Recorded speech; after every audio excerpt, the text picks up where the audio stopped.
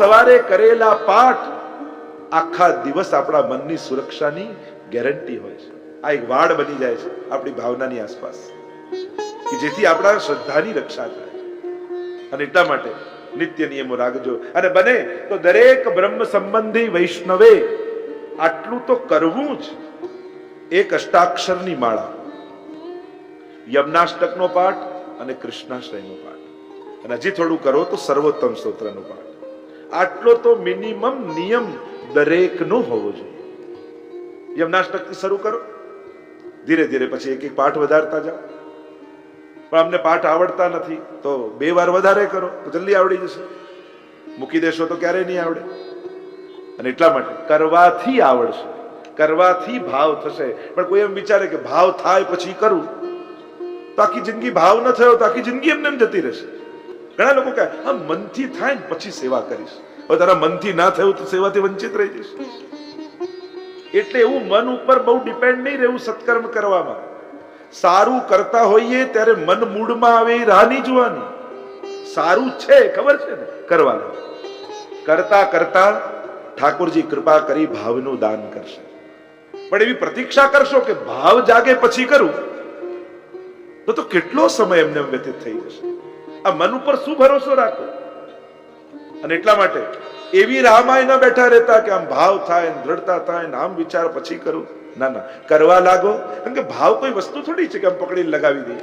ઘણી વાર લોકો ભાવથી સેવા કરજો, ભાવથી ભગવત નામ લો, ભાવથી ભજન બોલો, ભાવથી માળા કરો. ભાવ કોઈ વસ્તુ છે કે આમ પકડીને લગાવી દઈએ? ના, કરો. ઠાકોરજી પ્રસન્ન થઈ ભાવનું દાન તમને કરશો. ભાવ આપનારા પ્રભુ જ છે. અને એટલા માટે અનુકૂળતા અને ભાવ જાગે એની પ્રતીક્ષા નહીં કરે. અભાવે પણ ભગવત નામ લેતા રહે. અભાવે પણ ભક્તદ્રોહે ભક્તા ભાવે ભક્તેશ્ચ અતિક્રમે કૃતે અશક્યેવા સુશક્યેવા સર્વથા શરણમ હરે. મહાપ્રભુજી એટલે જ કહે છે ભક્તદ્રોહે ભક્ત્યા ભાવે, ભક્તિના અભાવમાં પણ ભગવત નામ લો. કારણ કે લેશો તો ભાવ જાગશે. ઘણા લોકો એમ કે મન ભટકતું હોય તો માળા કરવાનો શું અર્થ, મન ભટકતું હોય તો પાઠ કરવાનો શું અર્થ, મન ભટકતું હોય તો સેવા કરવાનો શું અર્થ. અરે મન ભટકે છે એટલે તો માળા છે. મન લાગી જ જેનું ગયું હોય એને ક્યાં માળા કરવાની જરૂર છે? મન નથી લાગતું એટલે જ માળા ફેરવવાની છે. મન નથી લાગતું એટલે જ પાઠ કરવાના છે કે પાઠના બહાને મન પ્રભુમાં આવે, માળાના બહાને પ્રભુમાં મન આવે. જેનું મન જ લાગી જાય તો ધી એન્ડ. પછી તો રાજા અસ્કરંદાસજી જેમ સદાય માનસીમાં રહેવું. મન નથી લાગતું એટલે જ તો માળા કરવાની, પાઠ કરવાનું, સેવા કરવાની. બધે અસ્કરંદાસજી તો સેવાય પધરાવી દીધી, સદા માનસીમાં રહેતા. એટલે ખોટા લોજિક નહીં આપે. મન લાગે તો જ કરવું જરૂરી નથી, કરો તો મન લાગશે. જેનું મન નથી લાગતું એને તો વધારે કરવું કે આજે મન જોડે થઈ જવા દો દ્વંદ્વ યુદ્ધ. જોઈએ છે મન જીતે છે કે હું જીતું છું. ભલે તું ભટક, હું પ્રભુનું નામ લઈને રહીશ. મનને પણ ચેલેન્જ આપી, તારે ભટકવું હોય તો ભટક, મારે ભગવત નામ લેવું છે. આપમેળે મન આવશે ગોતું ગોતું તમને. અને એટલા માટે જે મૂળ વાત કરી રહ્યો હતો, દુર્યોધન તૈયાર નથી. કહે છે કે સોયની નોક ઉપર જેટલી જગ્યા હોય એટલી પણ યુદ્ધ વગર નહીં આપો. તો પ્રભુએ કહ્યું કે હવે થઈ જવા દે યુદ્ધ. પ્રભુ ચાલવા લાગ્યા. દુર્યોધન કે પણ આપણા માટે ભોજનની બધી તૈયારીઓ કરી છે, ભોજન કરીને તો જાઓ. પ્રભુ કે 2 અવસ્થામાં ભોજન થાય, કાં તું મારો પ્રિય હોય અને કાં મારે ભોજનનો અભાવ હોય. તું નથી મારો પ્રિય, કારણ કે મન મિલે ઇષ્ટ મિલે, મિલે ભજન રસ રીત, તાહી કે સંગ કીજીએ ખાન પાન ઓર પ્રીત. તારે ત્યાં મારો કોઈ મનમેળ જ નથી, તારે તું ભોજન કરીને શું કર? તો આપને ભોજન કરાવશે કોણ? પ્રભુ કે મારો રાજભોગ ક્યારનો તૈયાર છે. રથ ઉપર સવાર થયા, સારથીને કહ્યું કે વિદુરજીને ત્યાં લઈ લગામ ખેંચી છે અને રથ ચાલ્યો છે વિદુરજીને ત્યાં. અહીંયા વિદુરજી માળા લઈ પ્રભુનું નામ સ્મરણ કરવા બેઠા છે. સુલભાજી સ્નાન કરવા પધાર્યા છે અને માળા હાથમાં લઈ વિદુરજી શ્રી કૃષ્ણ શરણમ મમ, શ્રી કૃષ્ણ શરણમ મમ, શ્રી કૃષ્ણ શરણમ મમ માળા પ્રભુનું સ્મરણ કરી રહ્યા. હવે વિચાર કરો, તમે ડ્રોઈંગ રૂમમાં હાથમાં માળા લઈને ફેરવવા બેઠા હો અને અષ્ટાક્ષરનો જપ કરતા હો, એટલામાં દરવાજો ખટખટે અને તમે દરવાજો ખોલો અને સામે ઠાકોરજી ઉભા હોય તો કેવો આનંદ થાય. જ્યાં વિદુરજીએ દ્વાર ખોલ્યું, અરે દેખ સુલભા, પ્રભુ પધારે હે. જે અવસ્થામાં હતા સુલભાજી દોડતા આવ્યા, પ્રભુ પધારો પધારો પધારો. આજ ગોપાલ પાહુને આए, નિરખી નયન અઘાયરી. કે નિરખું કે ટહલ કરું, એકો બનતનો ઉપાયરી. અરે આસન બિછાઉં, સામગ્રી લાવું, પણ આ નેત્રો તો પ્રભુના મુખારવિંદથી હટતા નથી. શું કરું? વ્યવસ્થા કરું કે દર્શન કરું? પ્રભુને પધરાવીને લાવ્યા વિદુરજી. અરે ઉતાવળે ઉતાવળે ક્યાંકથી રેશમી વસ્ત્ર લાવી સિંહાસનમાં પાથર્યું. પ્રભુ બિરાજો બિરાજો બિરાજો એમ કરીને પ્રભુને પધરાવ્યા. નીચે બેસી ગયા વિદુરજી અને સુલભાજી, અને આમ રાખી પ્રભુને ટગર ટગર જોયા, પ્રભુના મુખારવિંદને જોયા. કેટલોય સમય વીત્યો. પ્રભુને થયું કે આજે ઉપવાસ કરવાનો જ યોગ લાગે છે, પણ વિદુરજીના મનનો આનંદ માતો નથી. મારા ઘરે મારા નાથ પધાર્યા. ઘણો સમય વીત્યો. પ્રભુ વિચાર કરે શું આજે ભોજન કરવાનું જ નથી? બસ આ બંને તો ટગર ટગર જોયા. ન રહેવાયું ત્યારે પ્રભુએ કહ્યું કે કાકાજી, ઘરમાં ભોજન છે, મને બહુ ભૂખ લાગી છે. અરે પ્રભુ, આજ તો અમારો મનોરથ હતો કે આપ અમારા ઘરે આવીને ભોજન કરો, અમારે ત્યાં આપ પધારો. દાદા સુલભા, ઘરમાં જે કાંઈ હોય પ્રભુ માટે લઈ આવ. રાગ રંગ में चतुर सुर प्रभु कैसे सुख उपजाए. દોડતા દોડતા ગયા. બીજું તો કઈ હતું નહીં, કેળા હતા, લઈને આવ્યા. દોડ્યા, સન્મુખ બેઠા. મુખારવિંદ પર દ્રષ્ટિ હટતી નથી. જુએ મુખારવિંદ સામે ને કેળું છોલે, કેળું ફેંકે ને છાલ આપે ઠાકોરજી. ઠાકોરજી છાલ જુએ, સુલભાજીને જુએ, છાલ જુએ, અને પ્રભુને થાય મારે ગીતાજીમાં એમ કહેવાનું જ છે, એના પહેલા પ્રેક્ટિકલ કરી લઉં કે પત્રમ પુષ્પમ ફલમ તોયમ યો મે ભક્ત્યા પ્રયચ્છતિ તદહમ ભક્તિ રૂતમ અસ્નામી પરેતાત્મનઃ. કે મારા ભક્ત પ્રેમથી પત્ર પુષ્પ ફલ જે કાંઈ મને ધરે એ હું આરોગું છું. તો લાવ બોલતા પહેલા કરીએ જો. અને ઠાકોરજી છાલ આરોગવા લાગે. 1 2 3. વિદુરજીની દ્રષ્ટિ પડી. અરે સુલભા, શું કરે છે? આ રીતે આરોગવાય પ્રભુને? લાવ મને આપ. લીધા વિદુરજીએ, છોલ્યા કેળા, છાલ ફેંકી, કેળા પ્રભુને આપ્યા. પ્રભુ આરોગ્યા. અને એટલું વિદુરજીને કહ્યું, કાકાજી, જે છાલમાં મીઠાશ હતી એ કેળામાં નથી. જે ભાવ, જે પ્રેમ સુલભાજીનો હતો એ કદાચ બુદ્ધિપૂર્વક બહુ કોઈ કરે એમાં મને આનંદ આવતો નથી. જે સુલભાજીનો શુદ્ધ સ્નેહ છે.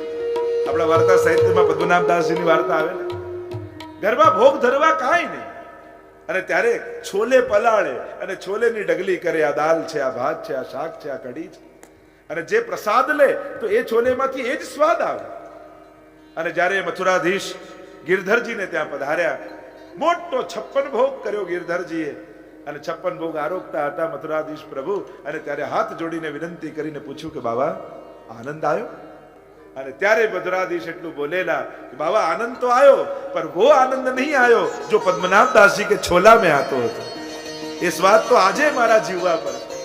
એનો જે પ્રેમ, એનો જે સ્નેહ.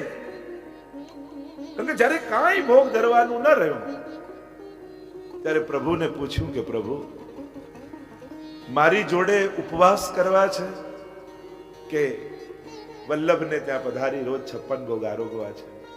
અને ત્યારે મથુરાધીશે કહ્યું હતું, તારી જોડે રહીશ, ઉપવાસ કરીશ, પણ તને છોડીને નહીં જાઉં. પ્રભુ પ્રસન્ન છે તમારાથી. વલ્લભે તારા માથે મને પધરાવ્યો છે, મને તારી જોડે આનંદ આવે. અને એટલા માટે ઘણી વાર લોકો અમારે બહારગામ જવાનું હોય, ઠાકોરજીને કેમ પધરાઈજી, ત્યાં વહેલા મોડું થાય, સચવાય નહીં, એટલે પછી બીજા બને તો પ્રભુને તમારી સાથે જ લઈ જાય. ભલે થોડું વહેલા મોડું થાય, કદાચ રોજ જેટલું નાય કરી શકીએ, પણ પ્રભુ તમારા થકી રાજી છે, તમારી વ્યવસ્થા થકી નહીં.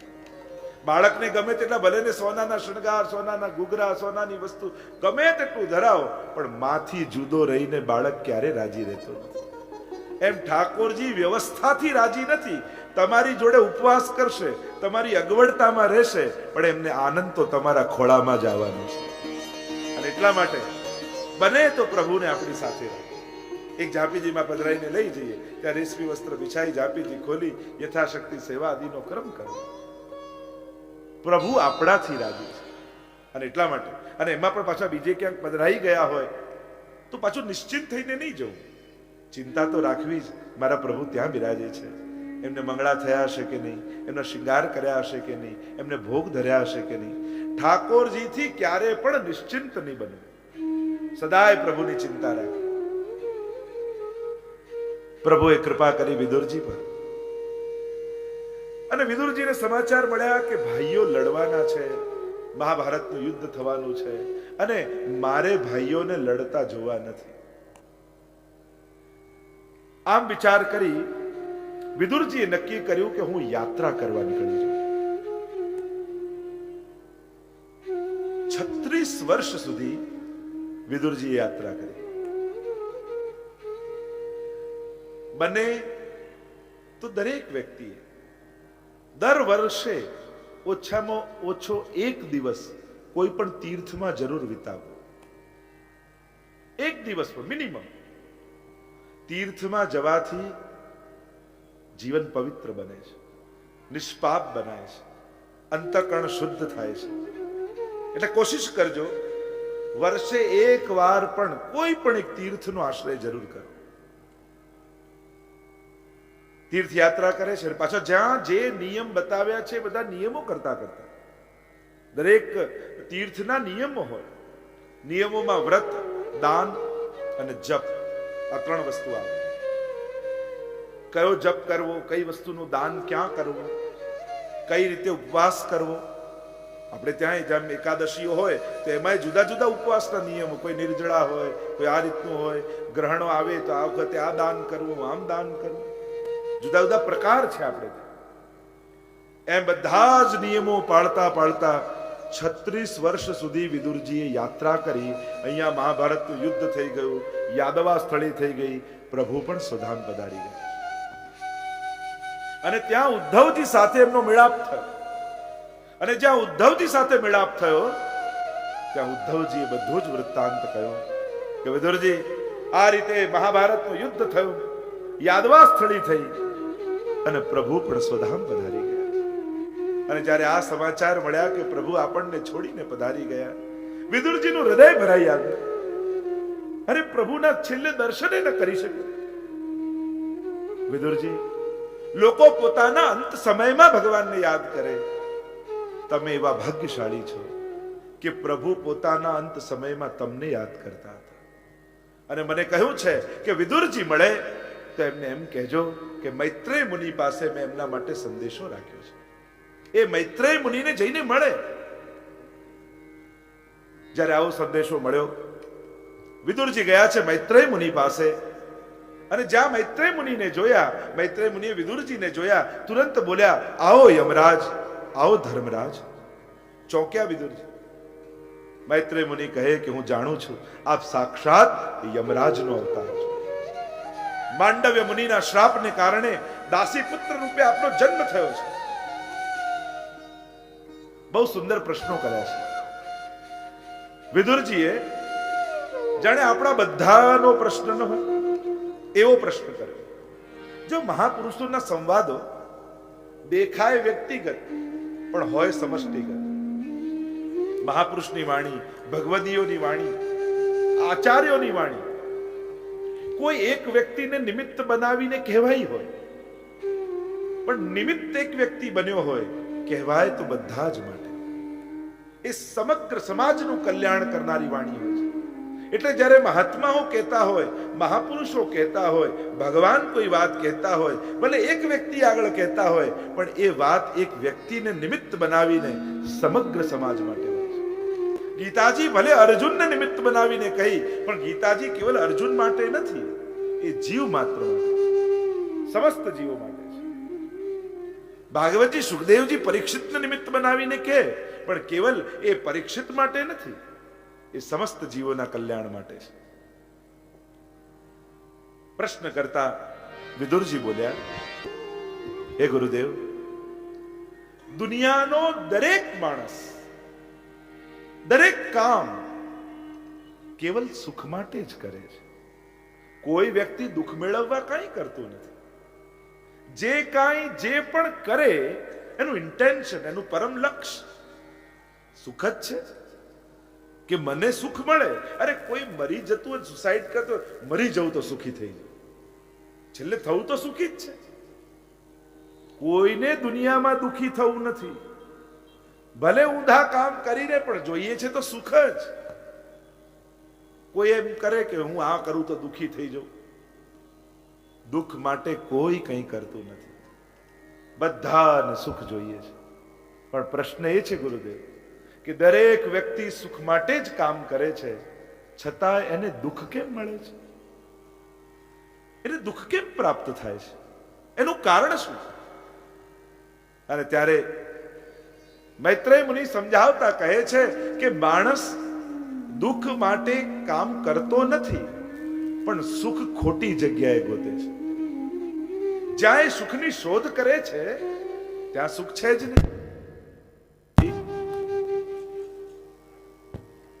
કોઈ સોની બજારમાં જાય, સોનીની દુકાનમાં, અને પછી શાકભાજીનો ભાવ પૂછે તો એ કે તારે શાકભાજી જોઈએ તો શાક માર્કેટમાં જા. અહીંયા શું છે? જ્યાં જે વસ્તુ મળતી હોય ત્યાં જ શોધાય ને. તો આ સંસાર તો દુઃખમાં લે છે, દુઃખનો આલય છે. અહીંયા સુખ છે જ નહીં તો સુખ મળશે ક્યાંથી? અને બીજી વાત, માણસ દુઃખી કેમ છે? એનું પહેલું કારણ એ કે માણસને ખાલી સુખી નથી થવું, એને તો બીજા કરતા વધારે સુખી થવું છે. ખાલી સુખી થવામાં એને રસ નથી, પણ હું આના કરતા સુખી થયો કે નહીં, એને તો ચિંતા એ છે. સુખ મળતાની સાથે એ સુખને બીજા જોડે સરખાવી લે છે, એટલા માટે દુઃખી થઈ જાય છે. બીજું, જ્યારે પણ સુખ આવે ત્યારે એ રાહ દુઃખની જુએ. જોજો, કઈ પણ સુખ આવે અત્યારે રાખો, દુઃખ આવશે ને ત્યારે વાપરીશું, દુઃખ આવશે ને ત્યારે કામ લાગશે. એટલે સુખ આવ્યું એ પણ સુખી થાય નહીં એનાથી, એ સુખ ભેગું કરી દુઃખની રાહ જુએ છે. સુખના સમયે સુખી થતો નથી. માણસ આટલી વસ્તુ જો એના જીવનમાં આવી તો એના જીવનમાં સુખ નહીં આવે. પહેલો દુઃખી કોણ થાય? આવક કરતા જેને વધારે ખર્ચવાની આદત વાળો છે, એના જીવનમાં સુખ નહીં આવે, કારણ કે સદાય ઉદ્વેગમાં જ.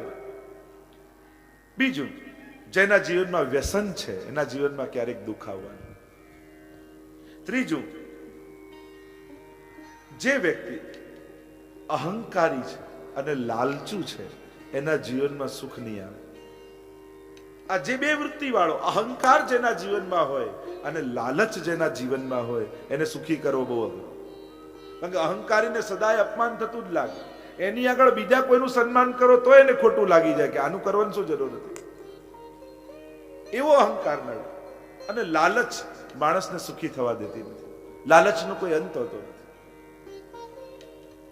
છેલ્લી વાત, જેને દુષ્ટ વ્યક્તિ અને મૂર્ખ વ્યક્તિની મિત્રતા છે એના જીવનમાં દુઃખ આવવાનું. જેના જીવનમાં કોઈ દુષ્ટ વ્યક્તિ, આપણે ક્યાં કહીએ કે આપણે તેની જોડે ખાલી બેસીએ છીએ, પણ એ બેસવાથી પણ ક્યારેક ને ક્યારેક દુઃખ તમારા જીવનમાં પ્રવેશે. અને કોઈ મૂર્ખ વ્યક્તિની મિત્રતા, ક્યારેક ને ક્યારેક એની મૂર્ખતાને કારણે દુઃખ રૂપે તમારા જીવનમાં આવી જવાય. છેલ્લી વાત, જે પોતાના માતા પિતાને દુખી કરે એના જીવનમાં સુખ નહીં આવે. ક્યારેક ને ક્યારેક એના જીવનમાં દુઃખ એને ઘેરી લેશે. અનેક અનેક કારણો, આપણે દુખી થવાના અનેક કારણો આપે છે. જે ગુરુ અને ભગવાનની આજ્ઞાના ઉલ્લંઘનો કરે એના જીવનમાં કોઈ ને કોઈ રૂપે દુઃખ આવે. દુઃખના અનેક કારણો આપે છે. મૂળ કારણ એ કે જ્યાં સુખ છે ત્યાં નથી ગોતતો. સુખ છે ક્યાં? તો કહ્યું સુખસ્ય મૂલમ ધર્મ. ચાણક્ય નીતિનું પ્રથમ સૂત્ર છે, સુખનું મૂળ ધર્મમાં છે. જ્યારે પણ માણસ ધર્મનું આચરણ કરે છે ત્યારે એના જીવનમાં પ્રસન્નતા પ્રગટે છે. તમે ક્યાંક જમીને આવો પણ ક્યાંક કોઈ ભૂખ્યાને જમાડીને આવો તો કેવો આનંદ આવે. જમેલું કદાચ ભૂલી જશો પણ કોઈને ભૂખ્યાને જમાડ્યું હશે ને ક્યારે ભૂલશો નહીં. જ્યારે જ્યારે યાદ કરશો ત્યારે આનંદ થશે. ધર્મથી સુખ આવે છે.